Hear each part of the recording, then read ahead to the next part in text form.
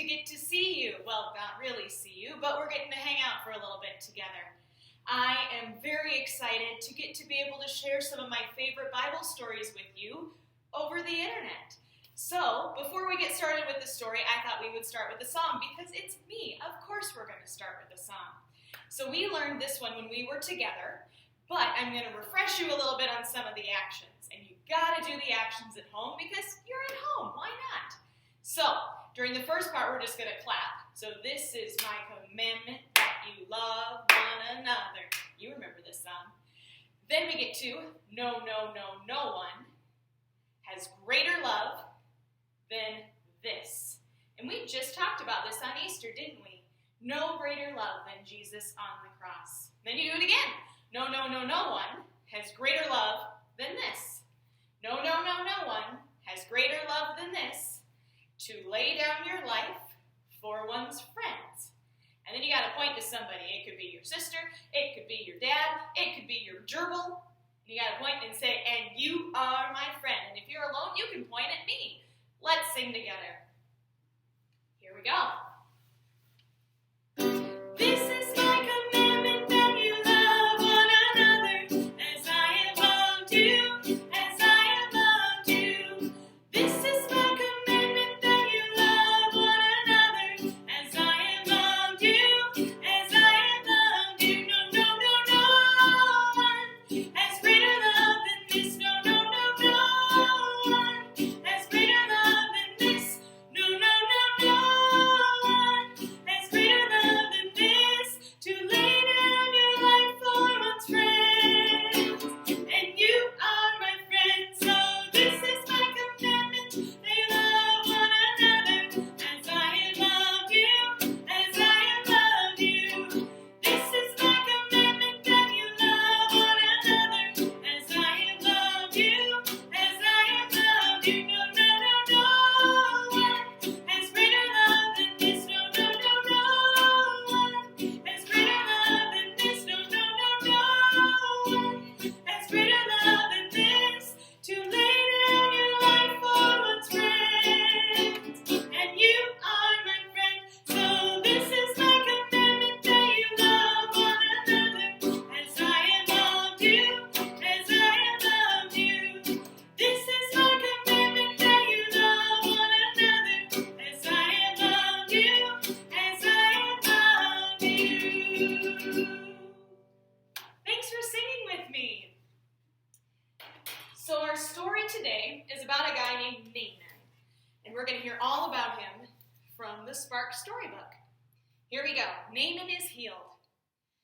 Naaman was in charge of a very big army for the king of a palace called Aram. He was a big, strong, and important man in the country. Sadly, Naaman had a disease called leprosy, which gave him painful sores on his body that would not go away. A young Israelite girl was a servant in Naaman's household and knew of a prophet named Elisha in her country who could heal Naaman's leprosy. When Naaman heard this, he asked the king if he could go to Israel to be healed. The king liked Naaman, so he told him he could go. Elisha heard that Naaman was coming, so Elisha sent his messenger to Naaman and told him to go wash 7 times in the river to cure his leprosy. Naaman was angry. Why didn't the prophet Elisha come here and heal me? I am an important man. I could wash in the rivers in my own country. What's so special about this little river? He demanded. At least try, Naaman's servant explained. We've come a long way. All right, Naaman muttered. He went to the edge of the river and stuck his big toe in. Nothing happened. All the way in, ordered Naaman's servant. Naaman went all the way in and came out dripping wet. He counted with his big booming voice every time he went in the water. 1, 2, 3, 4, 5, 6, 7. Naaman washed himself in the river 7 times, just like Elisha said to do. After the 7th time, Naaman looked down at his skin. It worked! Naaman was shocked. Now he knew that God was amazing. He went home praising and thanking God.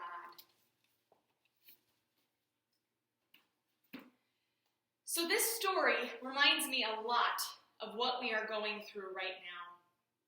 You have probably heard adults or other kids or the news talk about a virus, which is why you have been home from school. We are staying physically distant to keep others safe.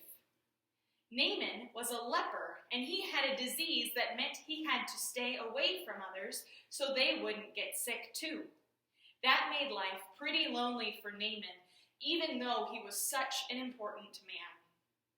When he found out that Elisha could heal him, he was really excited. But when he found out that it was just by washing in a river, he didn't believe him because he had taken baths lots of times, and his leprosy had never gone away. But it wasn't the water that healed him. It was his faith in God. Naaman's faith in God and trusting that God would work through the water and through Elisha is what healed Naaman. You have probably heard lately that you need to wash your hands all the time to stop the spread of the virus. Now, this virus seems a lot bigger and scarier than something that can just be fixed by washing our hands. How could a little thing like water and soap ever help against something that big and scary? But washing our hands is one of the best ways that we can fight the spread of germs. And if germs can't spread around, then the virus can't pass to anybody. Just like Naaman, doing something that seems a little bit silly can actually be really helpful. And when we wash our hands, it doesn't get rid of the virus completely. It'll still be out there in the world. We can remember the story of Naaman and how God will always be with us, even when times are scary and we're not sure about what's going on, or we don't feel like we're in control. Water is also a symbol of our baptism, where God promised us when that water was poured on our heads as babies or as smaller kids, that God would always be with us, no matter what. So next time that you wash your hands, say a little prayer and remember that God is always with you. If you're looking for a prayer to say while you're washing your hands, the Lord's Prayer takes about 20 seconds, which is as long as you should be washing them. So remember, Jesus loves you, and wash your hands. It was so great getting to spend this time with you today. I am always available if you want to talk, and I would love to have lunch with you over Zoom sometime. And I'll put my information right here so you know how to get a hold of me. Have a wonderful rest of your day. You are so loved. Bye!